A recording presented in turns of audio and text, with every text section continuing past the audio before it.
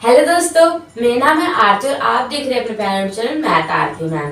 आज की वीडियो में हम सीखने वाले हैं मेंस्ट्रुएशन, यानी कि जिसे हम हिंदी में क्षेत्रमिति कहते हैं, यानी कि किसी भी आकृति का क्षेत्रफल, आयतन या उसका परिमाप निकालना। जब हमें कोई भी आकृति दी जाती है तो आकृति में हमें केवल 3 चीजें निकालनी होती है। पहले हमें निकालनी होती है उस आकृति की परिमाप यानी कि पैरामीटर। दूसरा हमें निकालना पड़ता है उसका क्षेत्रफल यानी कि उसका एरिया कितना है, और तीसरी चीज हमें निकालनी पड़ती है आयतन यानी कि उसका वॉल्यूम कितना है। तो हमें ये पता कैसे चलेगा कि हमें उस आकृति का परिमाप निकालना है, क्षेत्रफल निकालना है कि आयतन। जो हमारी शेप होती है उससे पता चलता है। जैसे कि सबसे पहले मैं आपको बताती हूँ, आकृति 2 प्रकार की होती है। पहली होती है 2D, दूसरी होती है 3D। 2D आकृति में आपके आ जाती है आयत। आयत कैसा होता है? जिसकी आमने सामने की भुजाएं बराबर होंगी। अगर ये 2 है तो ये भी 2 होगी, ये 4 है तो ये भी 4 होगी। अब दूसरा होता है वर्ग। वर्ग का मतलब होता है जिसकी चारों साइड्स बराबर हैं, यानी कि एक ऐसा बॉक्स बनेगा जिसमें अगर ये 2 है तो ये भी 2 होगी, ये भी 2 और ये भी 2। अगर ये 3 हो जाएगी तो ये बाकी की 3 भी 3 ही हो जाएंगी, यानी कि ये चारों साइड आपस में बराबर होती हैं। और तीसरा होता है हमारा त्रिभुज यानी कि आपका ट्रायंगल। 3D आकृति में हमारा पहला आकृति आती है घन यानी कि क्यूब, दूसरा घनाभ और तीसरा बेलन। तो हमें पता चल गया कि आकृति 2 प्रकार की होती है। पहली 2D आकृति, दूसरी 3D आकृति। जो 2D आकृति होती है इनके हमेशा परिमाप निकालना पड़ता है हमें और क्षेत्रफल, यानी कि इनका पहले क्या निकलेगा, हमें या तो परिमाप निकालने के लिए बोलेगा या वो क्षेत्रफल निकालने के लिए बोलेगा। और दूसरा 3D आकृति में या आपको क्षेत्रफल निकालना पड़ेगा और या आपको उसका वॉल्यूम यानी कि आयतन निकालना पड़ेगा। अब आपको पता चल गया कि 2D आकृति में आपको परिमाप क्षेत्रफल निकालना पड़ता है, 3D आकृति में आपको क्षेत्रफल और आयतन निकालना पड़ता है। 2D आकृति में आपको आयतन की जरूरत नहीं पड़ती है, 3D शेप्स में आपको परिमाप की जरूरत नहीं पड़ती है। मैं आपको घन की शेप बता देती हूँ। घन की शेप इस प्रकार होती है, ये घन होता है। तो दोस्तों चलिए अब हम क्षेत्रमिति के सवालों को हम प्रैक्टिकली करने वाले हैं। सबसे पहले मैं आपको फॉर्मूला बताऊंगी, फॉर्मूला को कैसे पुट करना है, उसको कैसे सॉल्व करके निकालना है वो भी मैं आपको साथ साथ बता दूंगी। मैंने पहली आकृति ले ली है वर्ग। वर्ग की शेप कैसी होती है? वर्ग की शेप होती है कैसी आकृति, मान लीजिए जो पहला चतुर्भुज होगी यानी कि उसकी 4 भुजाएं होंगी और साथ के साथ वो चारों भुजाएं समान होंगी। यानी कहने का मतलब है, अगर आपको कह दिया जाता है कि इसकी एक भुजा यानी कि ये वाली 2 है तो बाकी की ये वाली और ये वाली अपने आप ही 2-2 हो जाएंगी।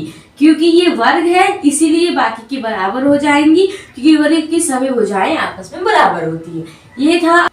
ये है वर्ग किस प्रकार होता है। अब मैं आपको इसको मेंस्ट्रुएशन यानी क्षेत्रमिति के फॉर्मूला बताती हूँ। सबसे पहला फॉर्मूला है परिमाप, यानी कि वर्ग का परिमाप क्या होता है, 4 × a। तो अब ये a क्या होता है?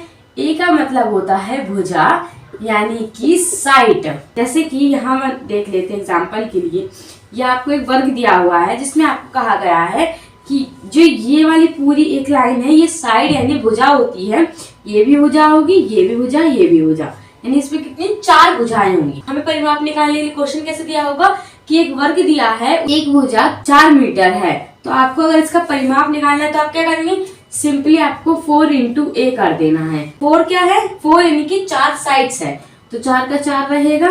गुणा के लिए हम क्या कर देंगे, a यानी कि जो इसमें भुजा दी गई है कितनी है, 4, इसको गुणा कर देंगे तो कितना आ जाएगा, 16 मीटर। यानी कि इस आकृति यानी इस वर्ग का परिमाप क्या हो जाएगा, 16 मीटर। सिंपली आपको क्या करना है, 4 × a कर देना है, 4 गुणा में कर देना है भुजा का मान, यानी कि भुजा का मान क्या था इसमें 4, तो हमने सिंपली 4 से गुणा कर दिया। ये अगर यहाँ पे 6 दिया होता तो हम यहाँ 6 से गुणा करते और ये हो जाता 6 × 24 मीटर हो जाता। तो ऐसे आपका आकृति का परिमाप निकालना होता है। अब हम बात करते हैं, इसमें दिया हुआ है, अब सेकंड है क्षेत्रफल। तो क्षेत्रफल का फॉर्मूला होता है a का स्क्वायर, यानी कि जो आपको भुजा दी है अगर आप उस भुजा का स्क्वायर कर देंगे तो वर्ग का आपको क्षेत्रफल मिल जाएगा। मान लीजिए यहाँ पे दिया हुआ है 8, एक भुजा का मान दिया हुआ है, आपको क्षेत्रफल निकालना है तो आप सिंपली क्या करेंगे, 8 को कर देंगे स्क्वायर यानी कि 64, यानी कि अगर ये मीटर में है 8 मीटर का एक भुजा है तो ये 64 मीटर स्क्वायर हो जाएगा। स्क्वायर आपको इसके साथ लगाना है, 64 मीटर स्क्वायर इसका क्षेत्रफल हो जाएगा। सिंपली आपको क्या करना है, ए का स्क्वायर करना है। ए का मतलब होता है भुजा, तो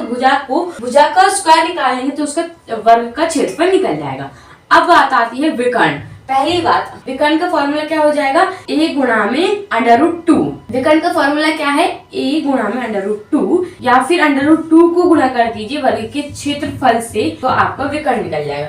पहली बात, विकर्ण क्या होता है? विकर्ण का मतलब होता है एक ऐसी भुजा या एक ऐसी लाइन जो एक कोने को दूसरे कोने में जोड़ती है। जैसे कि आपको ये बोर्ड दिख रहा है, अगर मैं इस बोर्ड की इस वाली भुजा यानी इस वाली साइड को इस वाली साइड से जोड़ दूं, यानी कि पूरी एक ऐसी लाइन डाल दूं, तो ये क्या हो जाएगा, ये इस आकृति का विकर्ण हो जाएगा, क्योंकि इसने इस वाले कोने को इस वाले कोने से जोड़ दिया है। इसी तरह अगर मैं इस वाले कोने को इस वाले कोने से जोड़ दूं, यानी कि एक लाइन डाल दूं, तो ये क्या हो जाएगा, विकर्ण हो जाएगा। ऐसे ही ये हमारा वर्ग दिया हुआ है। अगर मैं इस वाले कोने से एक लाइन खींच के इस वाले कोने में मिला देती हूँ, इस वाले कोने से लाइन खींच के इसमें मिला देती हूँ, तो ये दोनों क्या है, विकर्ण है। विकर्ण किसके हैं, वर्ग के। अगर आपको विकर्ण निकालना है तो आपको फॉर्मूला क्या लग जाएगा, a इंटू में √2। यानी कि अगर मान लीजिए यहाँ ये इस भुजा का मान दिया हुआ है 6 दिया हुआ है, तो इसका क्या हो जाएगा, पहले वाले फॉर्मूले के अनुसार क्या हो जाएगा, 6 गुणा में √2 यानी कि 6 √2 हो जाएगा इसका। और सेम पहले तरीके से तो आप ये निकाल सकते हैं, सेकंड तरीके इसमें दिया हुआ है √2 गुणा में हो जाएगा वर्ग का क्षेत्रफल। उम्मीद है आपको वर्ग के बारे में समझ में आ गया होगा कि आपको किसी भी वर्ग का परिमाप कैसे निकाल सकते हैं, आप क्षेत्रफल कैसे निकाल सकते हैं और उसका विकर्ण कैसे निकाल सकते हैं। अब मैं आपको बताऊंगी कि आयत का हम परिमाप, क्षेत्रफल और उसका विकर्ण हम कैसे इजीली निकाल सकते हैं। पहले मैं आपको बताती हूँ आयत की आकृति कैसी होती है। आयत की आकृति कुछ इस प्रकार दिखती है। इस प्रकार आयत की आकृति दिखती है। आयत की आकृति में होती है चतुर्भुज, 4 भुजाएं होंगी। और इसका दूसरा फीचर है कि इसके आमने सामने की भुजाएं बराबर होती हैं। यानी कि अगर आपने ये भुजा उठाई है तो ये इसके बराबर होगी, ये वाली इसके बराबर होगी। अगर आपको बोला है कि ये 6 है तो ये भी 6 हो जाएगी ऑटोमेटिकली। अगर ये 5 है तो ये भी ऑटोमेटिकली 5 हो जाएगी। अब आपको इसमें पता करना है कि लंबाई क्या है और चौड़ाई क्या है। चलिए आगे बढ़ते हैं। सबसे पहले परिमाप हम कैसे निकालेंगे किसी भी आयत का, तो आपको क्या करना है, 2 को गुणा कर देना है L से और B से। अब ये L क्या है और ये B क्या है। L का मतलब होता है इंग्लिश में लेंथ और B का मतलब हो जाएगा ब्रेथ। लेंथ का मतलब हो जाएगा लंबाई और ब्रेथ का मतलब हो जाएगा चौड़ाई। तो आपको L और B का मतलब समझ में आ गया। L का मतलब हो जाएगा लंबाई, B का मतलब चौड़ाई। यानी कि जैसे कि मैंने आपको एग्जांपल दिया था, आपको 5 है और 6 दिया हुआ है। आपको L लिया हुआ है 6 और B दिया हुआ है 5 और आपको बोला है परिमाप निकालिए, तो आप क्या करेंगे, 2 की जगह 2 लिख देंगे। L क्या है, L आपका दिया हुआ है 6 प्लस में B दिया हुआ है 5, तो 5 लिख देंगे। तो ये हो जाएगा 11 तो ब्रैकेट के बाहर है तो ये इससे गुणा है, 11 गुणा में 2 यानी कि इस परिमाप हो जाएगा 22 का परिमाप आ जाएगा। ये सिंपली तरीके से आप निकाल सकते हैं। उम्मीद है आपको पता चल गया कि परिमाप कैसे निकालेगी। अब हम करते हैं क्षेत्रफल की बात। यानी कि अगर हमें किसी आयत का क्षेत्रफल निकालना है तो हमें क्या करना पड़ेगा, उसकी लंबाई को उसी की चौड़ाई से गुणा कर दो। यानी कि ये 5 और 6 था, इसमें लंबाई क्या है 6 और चौड़ाई क्या है इसमें 5। यानी कि अगर आपको इसे क्षेत्रफल निकालना है तो आप सिंपली क्या करेंगे, 6 का गुणा कर देंगे 5 से, यानी कि 30 आपका आ जाएगा आयत का क्षेत्रफल। अगर आपके आयत की लंबाई 6 और चौड़ाई 5 है तो इसका परिमाप 6 हो जाएगा।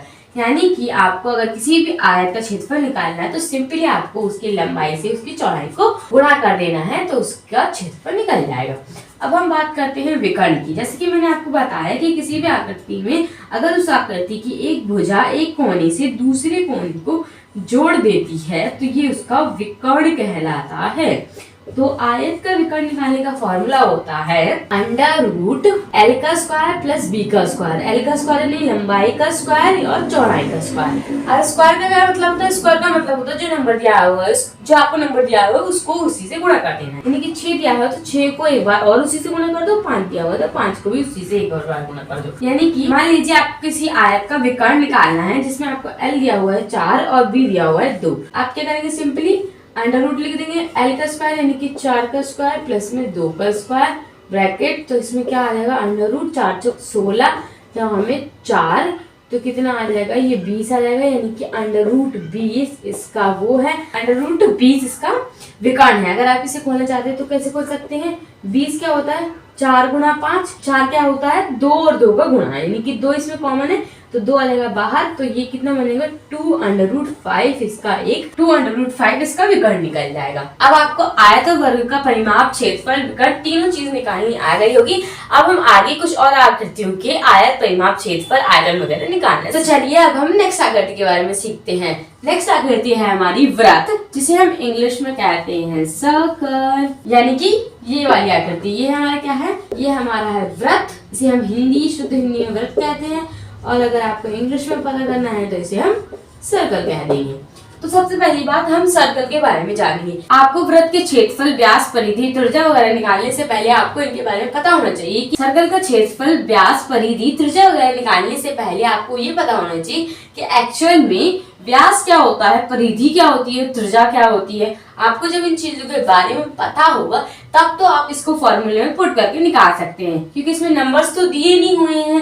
आयत में होता है ना लंबाई गुना चौड़ाई, लंबाई दिए चौड़ाई दिए, सीधे गुणा कर दो तो क्षेत्रफल निकल जाएगा, और 2 इंटू तो ऐसे करने से आपको उसको क्षेत्रफल मिल जाता है। पर इसमें क्या है, इसमें निकालना पड़ता है आपको नंबर्स ऐसे दिए हुए हैं ABCD में, और फिर आपको उसका क्षेत्रफल, व्यास, परिधि वगैरह निकालेगा। आपको व्यास, परिधि, त्रिज्या निकालने से पहले उनके बारे में पता तो होना चाहिए कि वृत्त में होती क्या है। तो वृत्त की फॉर्मूला बताने से पहले मैं आपको वृत्त आकृति के बारे में कुछ बताना चाहती हूँ। जब भी आप वृत्त बनाते हैं तो आप एक सेंटर से किसी भी, तो जैसे प्रकार होता है ना, प्रकार आपको पता होगा, प्रकार से हम क्या करते हैं, प्रकार में हम जो नुकीला हिस्सा होता है वो ऐसे रखते हैं, पेंसिल रखते हैं और सिंपली उसको ड्रॉ कर देते हैं।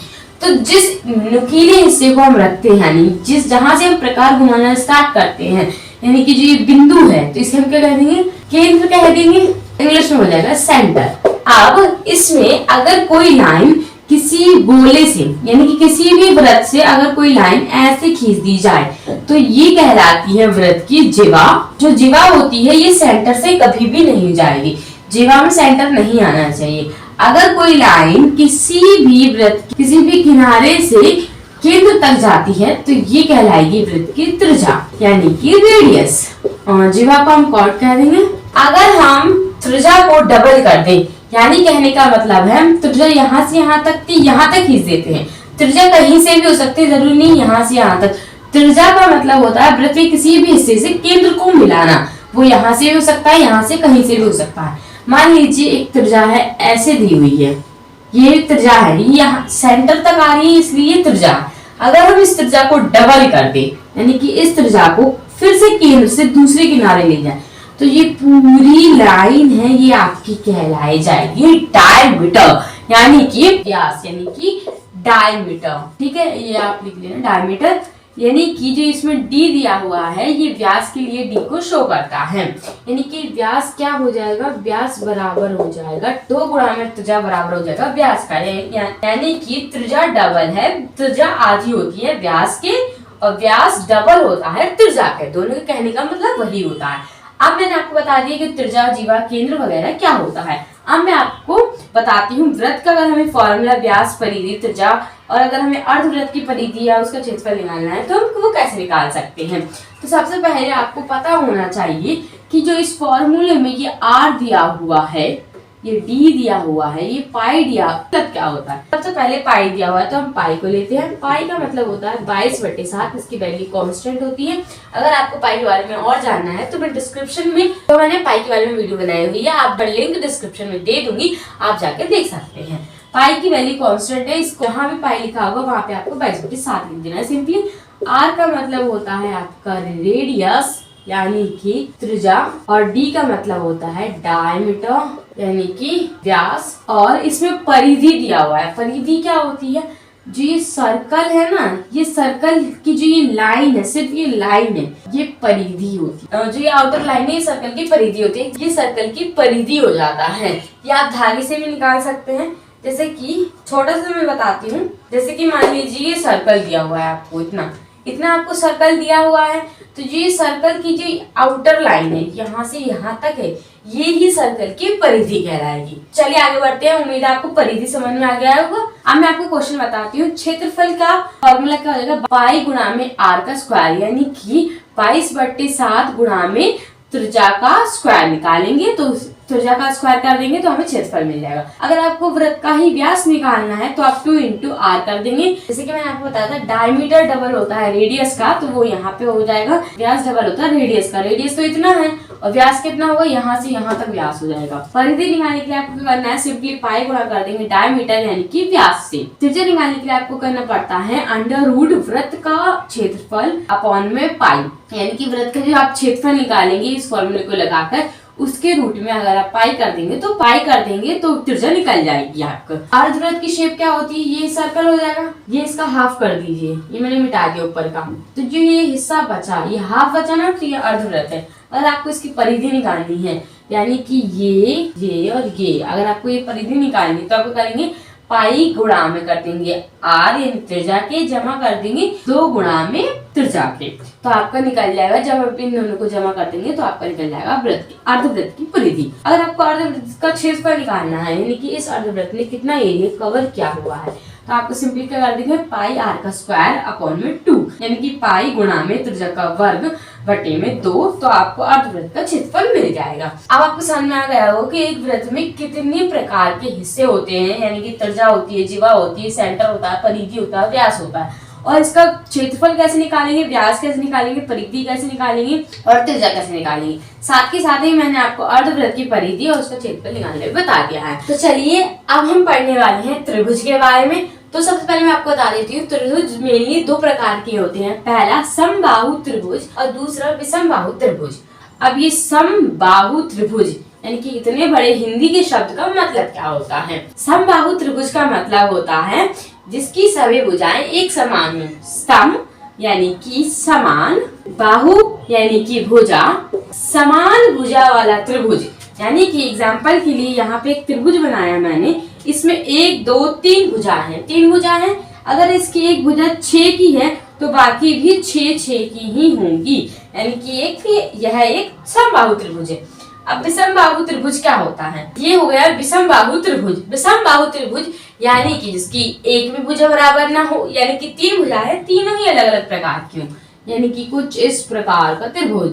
ये त्रिभुज, इस त्रिभुज में ये इतना आधार इतना बड़ा है, ये इतना बड़ा है, ये इतना सा है। ये एक विषमबाहु त्रिभुज का एग्जाम्पल है। इसमें जो तीनों भुजाएं हैं वो तीनों भुजाएं आपस में बराबर नहीं है, इसीलिए यह एक विषमबाहु त्रिभुज है। अब तीसरा त्रिभुज, मैंने आपको बोला 2 है, पर ये तीसरा त्रिभुज कौन सा है, मैंने आपको बोला कि 2 त्रिभुज है पर इसमें 3 त्रिभुज है। तीसरा त्रिभुज कौन सा, समकोण त्रिभुज। समकोण त्रिभुज वो त्रिभुज जिसमें 90 डिग्री का एंगल बनता हो। समकोण का मतलब ही क्या होता है, समकोण का मतलब होता है 90 डिग्री एंगल। समकोण त्रिभुज का क्या मतलब हो जाएगा, जिसमें समकोण आता हो, यानी कि कुछ ऐसा। इसमें जो एंगल है ये 90 डिग्री का है, इसलिए ये समकोण त्रिभुज हो जाएगा। तो मैं इसका भी आपको क्षेत्रफल निकालना बताऊंगी। सबसे पहले हम देखेंगे समबाहु त्रिभुज, यानी कि जिसकी सभी भुजाएं एक बराबर हैं, वो वाले त्रिभुज का लिखते हैं। क्षेत्रफल निकालने के लिए आपको सिंपली क्या करना है, क्षेत्रफल का फॉर्मूला क्या हो जाएगा, √3/4।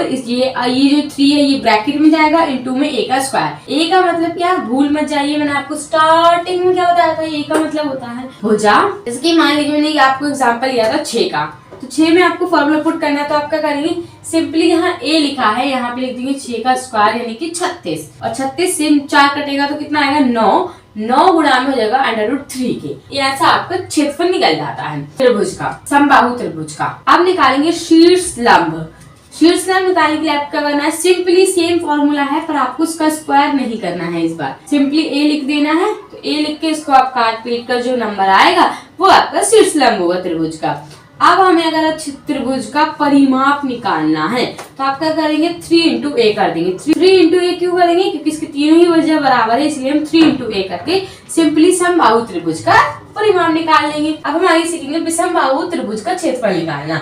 विषमबाहु त्रिभुज का क्षेत्रफल निकाला जाता है हेरोइन फॉर्मूले के द्वारा। आपको ये आपको 9th क्लास में सिखाया जाता है स्कूल में कि हेरोइन का फॉर्मूला कैसे लगाना होता है। हेरोइन का फॉर्मूला होता है √s फिर bracket s - a s - b s - c। ये तीनों चीजें ब्रैकेट में होती है। एस कैसे निकलेगा, A B C upon 2, A plus B plus C, ये क्या है, ये है इसकी साइड, यानी कि 6 4 और 5 दिया हुआ है, यानी कि 6 4 और 5 जमा करेंगे, इसको 2 करेंगे तो ये इसका क्या निकल जाएगा, अर्ध परिमाप निकल जाएगा। आपका जो एस की वैल्यू आएगी, सिंपली इसको एस बाहर लिख देना, फिर एस में से एक बार ए को माइनस कर देना है यानी कि पहली भुजा को, फिर एस में से बी को माइनस करना है यानी दूसरी भुजा को, फिर एस में से सी को माइनस करना है यानी तीसरी वाली भुजा को। और ये फॉर्मूला क्या होता है, इस फॉर्मूला को क्या कहते हैं, हेरोइन का सूत्र। अब हम बात करते हैं समकोण त्रिभुज की। समकोण त्रिभुज का आपको लग रहा होगा डिफिकल्ट है पर बहुत ईजी है। इसका क्षेत्रफल निकालने के लिए आपको सिंपली क्या करना पड़ेगा, क्षेत्रफल का फॉर्मूला क्या हो जाएगा, 1/2 गुणा में आधार गुणा में ऊंचाई।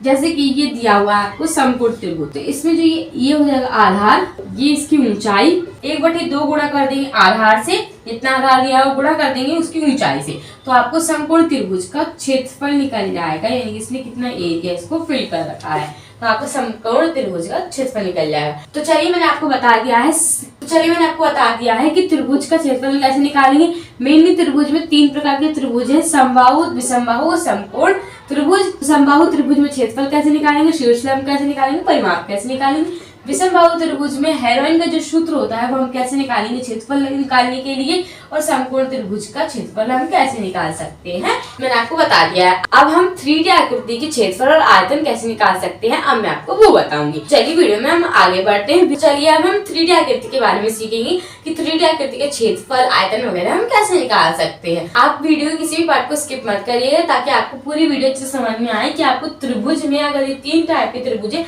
तो हर टाइप के आपको त्रिभुज के क्षेत्रफल, परिमाप, सारी चीजें आपको निकालनी आनी चाहिए। क्योंकि अगर आपने स्किप कर दिया फिर आप सिर्फ उस पार्ट को ढूंढने किसी और वीडियो में जाएंगे, फिर उस वीडियो को देखेंगे, पूरा आपको वो वीडियो देखना पड़ेगा। इसीलिए अच्छा है कि आप इसी वीडियो को पूरा देख ले बिना स्किप करे, ताकि आपको अच्छे से पूरी वीडियो समझ में आ जाए कि इसमें क्या क्या चीजें बताई गई है हमें और कैसे कैसे फॉर्मूला लगा कर आपको निकालना। तो चलिए दोस्तों अब मैं आपको बताने वाली हूँ 3D आकृतियों के बारे में। 3D आकृतियों में मैंने पहले ले लिया है घन और दूसरा ले लिया है घनाभ। सबसे पहले हम निकालेंगे घन का पृष्ठीय क्षेत्रफल क्या होता है। तो उसका फॉर्मूला क्या हो जाएगा, 6a का स्क्वायर हो जाएगा, यानी कि जो आपको एक साइड दी है उसका स्क्वायर कर देंगे और गुणा कर देंगे 6 से, तो आपको उसका पृष्ठीय क्षेत्रफल निकल जाएगा। अगर आपको घन का वक्र पृष्ठीय क्षेत्रफल निकालना है तो आपको सिंपली क्या करना है, इस बार 6 से नहीं 4 से गुणा करना है। क्यों? क्योंकि इस बार हमें संपूर्ण नहीं निकालना है, पूरा नहीं निकालना है, सिर्फ वक्र का निकालना है, इसीलिए हम उसको 4 से गुणा कर देंगे और 1 कर देंगे स्क्वायर, सिंपली हमें मिल जाएगा वक्र का पृष्ठीय क्षेत्रफल। अब हम बात करते हैं कि अगर हमें घन का आयतन निकालना है तो हम क्या करेंगे, ए का कर देंगे क्यूब। ए का क्या मतलब है, ए का मतलब है भुजा, यानी कि भुजा को हमें, मान लीजिए एक भुजा का मान 6 दिया है तो 6 को 3 बार गुणा कर देंगे, 6 गुणा 6 गुणा 6, तो जो आपका नंबर निकलेगा वो निकल जाएगा घन का आयतन। अगर हमें एक भुजा की लंबाई निकालनी है, अगर आपको आयतन दिया हुआ है और आपको बोला है घन की एक भुजा की लंबाई बताइए कितनी है, तो आपको सिंपली क्या करना है, क्योंकि हम आयतन क्यूब के उससे निकालते हैं, क्यूब का मतलब होता है 3 बार गुणा करना, इसीलिए हम 3 बाहर लिख देंगे और आयतन को लिख देंगे अंदर, तो जो हम काट पीट के जो हमारा आंसर आएगा वो निकल जाएगा, हमारी भुजा की लंबाई निकल जाएगी। अगर आपको विकर्ण की लंबाई निकालनी है, ये आपका क्या हो गया, ये आपकी होती है घन में अगर आपको विकर्ण निकालना है, यानी यहाँ से यहाँ तक आपको इसकी लंबाई निकालनी है, तो आप क्या करेंगे, जो एक भुजा है उसको ले लेंगे, उसको अंडर कर देंगे 3 के, तो आपको निकल जाएगा विकर्ण की लंबाई निकल जाएगी। अब हम बात करते हैं घनाभ यानी कि क्यूबॉइड की। अगर आपको ये वीडियो बोरिंग लग रही है तो आपकी ये बोरियत आपको एग्जाम में कम नंबर ला सकते हैं, इसीलिए आप बोरियत बिल्कुल भी फील ना करें, आप इस वीडियो को पूरा देखें और सभी फॉर्मूले को अच्छे से समझ ली कि हमें कहाँ किस जगह क्या पुट करना है, किस जगह कितना अमाउंट लेना है, किस जगह क्या लेना है, आपको ये चीजें पता होनी चाहिए, तभी आपके एग्जाम में अच्छे से नंबर आ सकते हैं। अगर आपने ये वीडियो यहाँ तक देख ही ली है तो इस वीडियो को पूरा कंप्लीट फिनिश ही कर दीजिए। आप जब भी मैं स्टार्टिंग में कोई भी फॉर्मूले ब्लैक बोर्ड पे लिखती हूँ तो आप इसका स्क्रीनशॉट ले लीजिए, ताकि आपको बाद में वीडियो देखने के बाद भी आपके फॉर्मूले आपके साथ बने रहे। सिंपली आप इस वीडियो को स्क्रीनशॉट से जाके लिखकर देख सकते हैं, पढ़ सकते हैं। तो चलिए वीडियो में आगे बढ़ते हैं। अगर आपको घनाभ का आयतन निकालना है तो आप क्या करिएगा, लंबाई गुणा चौड़ाई गुणा ऊंचाई, यानी कि length into breadth into height, ऊंचाई कर देंगे तो हमें घनाभ का आयतन निकल जाएगा। अगर हमें इसी तरह घनाभ का वक्र पृष्ठीय क्षेत्रफल निकालना है तो आपको क्या करना है, 2 ब्रैकेट लंबाई जमा में चौड़ाई ब्रैकेट बंद गुणा में h यानी कि हाइट कर देंगे तो हमें वक्र का पृष्ठीय क्षेत्रफल निकल जाएगा। अगर आपको घनाभ का पूरा संपूर्ण पृष्ठीय क्षेत्रफल निकालना है तो सिंपली आपको कुछ नहीं करना, L इंटू बी कर देना, B इंटू एच कर देना, H इंटू एल कर देना। यानी कि LBH होता है ना, पहले इसको इससे गुणा, फिर इसको इससे, फिर इसको इस वाले से दोबारा गुणा कर देंगे। फिर जो ये गुणा करने के बाद आएगा, इसको पूरे को गुणा कर देंगे 2 से, यानी कि ब्रैकेट के बाहर लिख देंगे 2 को, तो हमारा निकल जाएगा संपूर्ण पृष्ठीय क्षेत्रफल किसका, घनाभ का। अगर हमको घनाभ का विकर्ण निकालना है तो हम क्या करेंगे, लंबाई का स्क्वायर कर देंगे, चौड़ाई का स्क्वायर कर देंगे, हाइट का स्क्वायर कर देंगे, लंबाई चौड़ाई ऊंचाई का तीनों का स्क्वायर कर देंगे। और पर आपको इसमें ये ध्यान रखना है, लंबाई की चौड़ाई के स्क्वायर को तो आपको जमा करना है, पर हाइट के स्क्वायर को आपको गुणा करना है। आप इसमें ये ध्यान दीजिएगा, तो हमें मिल जाएगा विकर्ण। अगर आपको मान लीजिए एक कमरा दिया हुआ है, उस कमरे की चारों दीवारों का क्षेत्रफल निकालना है, जो दीवार होती है उसका अगर आपको क्षेत्रफल निकालना है तो आप क्या करेंगे, 2 ब्रैकेट लंबाई जमा चौड़ाई ब्रैकेट बंद गुणा h, यानी कि आप देख सकते हैं ये वाला फॉर्मूला यहाँ आ रहा है, यानी कि वक्र पृष्ठीय क्षेत्रफल का मतलब होता है आगे वाले सरफेस का फॉर्मूला एरिया का क्षेत्रफल निकालना। जो कमरे की दीवारें होती है वो भी आगे वाला ही होता है, तो इसका भी हम क्षेत्रफल ऐसे ही निकालते हैं। अगर आपको छत या फर्श का आपको क्षेत्रफल निकालना है तो आप सिंपली L इंटू बी कर दीजिए, यानी लंबाई गुणा चौड़ाई कर दीजिए, तो आपको फर्श या छत का क्षेत्रफल बन जाता है। चलिए मेंसुरेशन, जिसे हमें हिंदी में क्षेत्रमिति कहते हैं, क्षेत्रमिति 3D में अब हम करने वाले हैं बेलन और शंकु के आयतन और उनकी अन्य फॉर्मूले के बारे में। बेलन कैसे दिखता है, बेलन होता है कुछ इस प्रकार का, ये इसके 7 जॉइंट होते हैं, और शंकु होता है इस प्रकार का शंकु, जैसे कि आपकी बॉडी हेड होती है वो शंकु आकार की होती है। तो चलिए अब हम बेलन का आयतन कैसे निकालते हैं उसका फॉर्मूला देखते हैं। बेलन का आयतन निकालने के लिए आपको पाई आर का स्क्वायर इंटू एच करना पड़ेगा। पाई आपको पता है, मैंने इससे पहले बताया है कि पाई क्या होता है। पाई एक कांस्टेंट वैल्यू होती है जिसका मान होता है 22/7, गुणा कर देंगे आर यानी कि त्रिज्या के स्क्वायर से, यानी त्रिज्या के वर्ग से, फिर इसको गुणा कर देंगे हाइट यानी कि ऊंचाई से, तो आपका बेलन का आयतन निकल जाएगा। अब हमें अगर बेलन की ऊंचाई निकालनी है तो कैसे निकालेंगे, जो आपने आयतन निकाला है उसको बट्टे कर देंगे पाई आर के स्क्वायर से, तो आपकी ऊंचाई निकल जाएगी। कैसे, जैसे कि आपका ऊंचाई का आपका आयतन का फॉर्मूला क्या होता है, पाई आर का स्क्वायर एच, ठीक है, और आपका बट्टे में क्या लिखना है, पाई आर का स्क्वायर। इस साल से ये कट जाएगा तो हाइट बचेगा, तो हाइट ही निकल जाएगी आपकी। अगर हमें लंब वृत्तीय बेलन की त्रिज्या निकालनी है तो हम कैसे निकालेंगे, आपको सिंपली जो उसका आयतन दिया होगा उसको बट्टे में रख देंगे पाई एच के, तो आपका लंब वृत्तीय बेलन की त्रिज्या निकल जाएगी बिल्कुल इसी तरीके से। अगर आपको संपूर्ण पृष्ठ का क्षेत्रफल निकालना है, यानी कि अगर आपको बेलन दिया हुआ है, अगर आपको संपूर्ण पृष्ठ का क्षेत्रफल निकालना है, यानी कि ये और ये निकालना है आपको पूरा, तो आपको संपूर्ण पृष्ठ का क्षेत्रफल का फॉर्मूला क्या हो जाएगा, 2 pi R bracket R plus H, तो ये हो जाएगा संपूर्ण पृष्ठ का क्षेत्रफल। अब अगर आपको वक्र पृष्ठीय क्षेत्रफल निकालना है तो सिंपली आपको 2 पाई आर एच कर देना है, यानी 2 गुणा में पाई गुणा में त्रिज्या गुणा में हाइट कर देंगे, तो आपका वक्र पृष्ठीय क्षेत्रफल निकल जाएगा किसका, बेलन का। और अगर इसी तरह अगर आपको शंकु का निकालना है, शंकु का आयतन निकालने के लिए आपको सिंपली क्या करना है, 1/3 पाई आर का स्क्वायर एच कर देंगे, यानी कि जो त्रिज्या दी होगी इसका स्क्वायर कर देंगे इनटू इसकी हाइट से, इसका हाइट कितना है उसको गुणा कर देंगे, तो आपका सिंपली इसका आयतन निकल जाएगा। अगर आपको शंकु की हाइट निकालनी है, इनकी यहाँ से ये कितना लंबा है, तो आप क्या करेंगे, सिंपली इसको अंडर रूट कर देंगे, एल का स्क्वायर माइनस कर देंगे आर के स्क्वायर से, इसकी लंबाई के स्क्वायर को माइनस कर देंगे इसकी त्रिज्या के स्क्वायर से, तो आपका सिंपली ऊंचाई निकल जाएगी। अगर आपको शंकु का वक्र पृष्ठीय क्षेत्रफल निकालना है तो आप क्या करेंगे, pi into R into L, pi यानी 22/7 गुणा में आर यानी कि त्रिज्या गुणा में एल यानी कि लेंथ यानी कि लंबाई कितनी है, तो उसको गुणा कर देंगे इससे। तो जब हम 22/7 गुणा में त्रिज्या गुणा में लंबाई कर देंगे तो आपका वक्र पृष्ठीय क्षेत्रफल निकल जाएगा पाई आर एल। अगर आपको इस शंकु का आधार का क्षेत्रफल निकालना है, क्योंकि शंकु रखा हुआ है और उसका जो नीचे वाला हिस्सा है सिर्फ नीचे वाला है, यानी कि जब ये शंकु है, मान लीजिए शंकु रखा हुआ है, तो जो ये नीचे है, जब हम शंकु को अगर आप ऐसे उठा के देखोगे तो क्या होता है, ऐसे निकलता है। तो ये आधार है, अगर आपको आधार का क्षेत्रफल, सिर्फ आधार का क्षेत्रफल निकालना है तो आप निकालेंगे, तो इसको भी आपका फॉर्मूला क्या हो जाएगा, पाई आर का स्क्वायर, यानी पाई गुणा में इसकी त्रिज्या कर दी इससे डबल और गुणा कर देंगे पाई से, तो निकल जाएगा आधार का क्षेत्रफल, लंबाई ब्रैकेट बंद, तो आपका निकल जाएगा लंब वृत्तीय शंकु का संपूर्ण पृष्ठीय क्षेत्रफल आपका निकल जाएगा। अब हम अपनी लास्ट आकृति यानी गोला यानी स्फेयर के बारे में सीखने वाले हैं कि उसका आयतन क्षेत्रफल वगैरह कैसे हम निकाल सकते हैं। चलिए क्षेत्रमिति 3D में अब मैं आपको बताने वाली हूँ गोला यानी कि स्फेयर के बारे में। गोला होता है पूरा, और अगर हम गोली को हाफ कट कर दे तो जो ऊपर का सरफेस होता है वो आपका वृत्त होता है। गोला और वृत्त में बहुत डिफरेंस होता है। गोला आपका मान लीजिए फुटबॉल होती है वो कैसी होती है, वो ऐसे पूरी भरी होती है, ऐसे ऊपर कवर होता है वो पूरा, तो वो आपका हो जाता है गोला। अगर आप वृत्त की बात करें, अगर मैं उस फुटबॉल को यानी कि पूरी फुटबॉल इसको हाफ कट कर दूं तो वो फुटबॉल कैसे ऐसी रह जाएगी। तो जो ये ऊपर का सरफेस बचेगा ना, ये वृत्त होता है, और जो वो पूरा होता है, जो फुटबॉल पूरी होती है, वो गोला होता है। अगर आपको गोला यानी स्फेयर का वक्र पृष्ठीय क्षेत्रफल निकालना है तो कैसे निकालेंगे, सिंपली आपको 4 पाई आर का स्क्वायर कर देंगे तो आपको गोले का वक्र पृष्ठीय क्षेत्रफल मिल जाएगा। अगर आपको गोले का आयतन निकालना है तो आप क्या करेंगे, 4/3 पाई आर का क्यूब कर देंगे तो आपको गोले का आयतन मिल जाएगा। अगर आपको अर्धगोले का संपूर्ण पृष्ठीय क्षेत्रफल निकालना है, यानी कि हाफ गोला है, यानी कि मान लीजिए पूरी फुटबॉल थी, जब हमने उस फुटबॉल को हाफ कट कर दिया तो जो आधी फुटबॉल बची यानी जो अर्ध गोला बचा उसका संपूर्ण पृष्ठीय क्षेत्रफल निकालना है तो आप क्या करेंगे, 3 पाई आर का स्क्वायर कर देंगे तो आपका उस अर्ध गोले का संपूर्ण पृष्ठीय क्षेत्रफल मिल जाएगा।